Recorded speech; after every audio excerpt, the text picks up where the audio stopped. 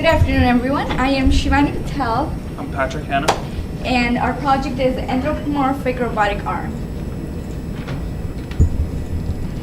So the main goal of this project is to build a robotic arm that can match or exceed human capacities such as speed, dexterity, or strength. And we want to make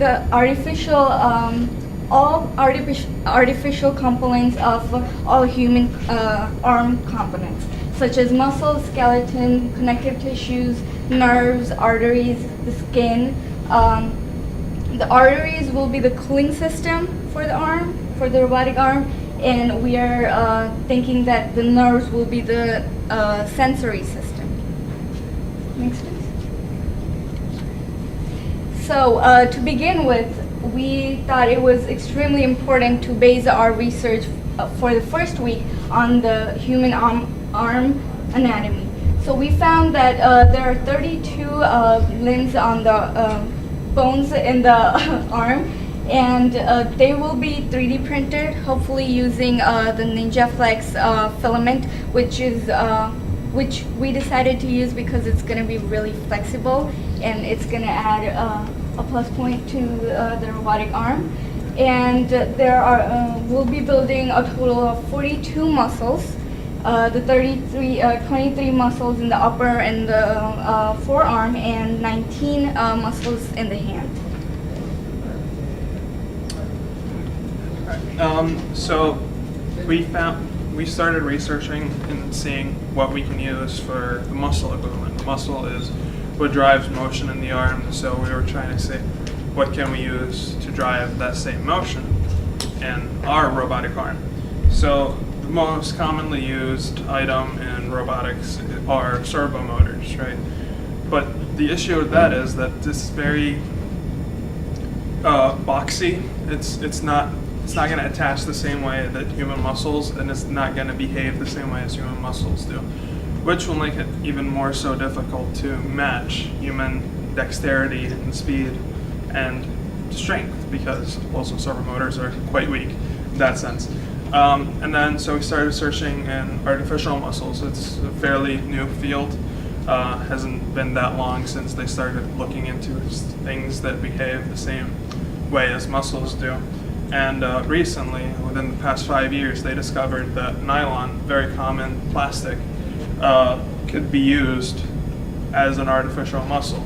If you twist it to the point where it becomes coiled onto itself, it gains the ability to contract and expand with heat. And it can contract up to 34% at 240 degrees Celsius. That's much higher than human muscles are supposed to contract, which the article says is about 20%. It can go at 7.5 hertz at 10% actuation. 7.5 hertz is 7.5 times that it contracts 10%. So that's very quick, and it can carry up to 100 megapascals of weight. That's the same amount of stress as a jet engine. So, but unfortunately, due to the high temperature requirements, 240 degrees Celsius, that's immediate third-degree burns right there. So that's kind of dangerous, and will make it much more difficult to engineer the other aspects of the project. So we started looking into other similar plastics that could function the same way but will require less heat. And we discovered a research article that has just been published last year about linear low density polyethylene, which indicates that it can contract up 23% at 90 degrees Celsius. It's a very manageable temperature for our purposes.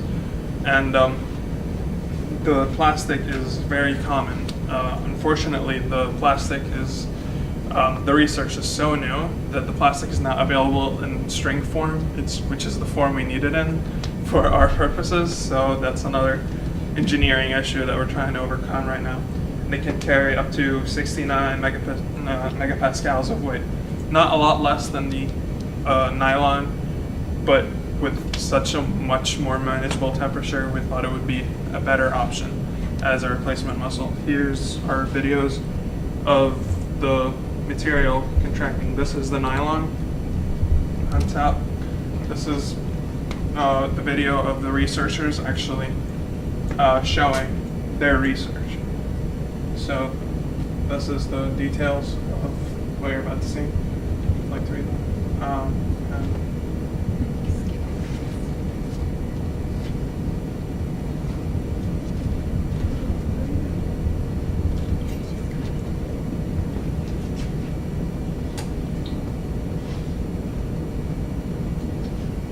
This is being heated with a heat gun, so it's not how we're going to look like.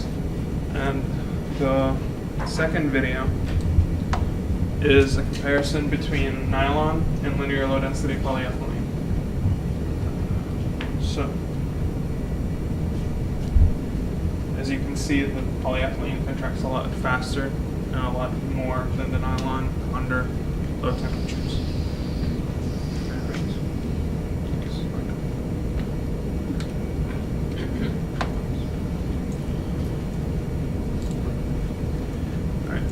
We also started working on the graphical user interface, or general user interface, some people call it. To do so, we decided to use the software Maya. Unfortunately, none of us really had any experience using Maya previously. However, it is one of the better animation softwares out there. So there was a very large learning curve trying to learn how to utilize it for our purposes and to animate and design a general user interface. And this is the slide about making it. So this is the setup we used to coil and twist the fibers. Basically, here you can see we have the fiber. This is the coiled version. This is super coiled. So we twisted. This is the ultra high polyethylene string. So we twisted it once, and it was still long, and we tried to twist it more, and it twisted onto the twisting. So we call it the super coil. We connected 2 clips, and one of the clips go to the top of the drill, the end of the drill, and the second one is there to hang a mass on there. We have 2 setups actually. To the left you see the drill, and to the right is a servo motor. We thought it was important to check to see how the twisting will work with a servo motor, because that gives us a constant speed it's twisting it at, and with drilling you can go faster or slower. So here we have a picture of the nylon wire coiled. The original length of the wire was 50.3 centimeters, and we used a mass of 150 grams to while coiling it, and after the coiling it turned to 10.8 centimeters. Here we have all the trials that we did. Here you see the coiled nylon one and the coiled polyethylene one. This one is twisted just once, and you can barely see the coils. But this one right here, you see this is a super coil, so you can see it's much thicker because there are 2 coils on top of each other. Just to note, this polyethylene is ultra high molecular weight polyethylene, not our desired linear low density polyethylene. The reason that we're using this polyethylene is that it's a lot more common and available than the linear low density polyethylene. This is basically fishing wire that you can buy at any store for about $5 a spool, and it's very common. And here we see one of our failed experiments at contracting it. Unfortunately, we overheated the wire, leading to it melting right there, and you'll see the photo of it. Yeah, you can see here that end is kind of melted, and that's the supercoil. Here's the less magnified version of the supercoil in there, and yeah. So basically, to heat it, we surrounded the coiled wires with copper wire and provided electricity. Yeah, we ran a 1.5 volt battery through basically a short circuit leading to the wire heating up. And that's the irregular super coil method of this. Yeah. All right, thank you.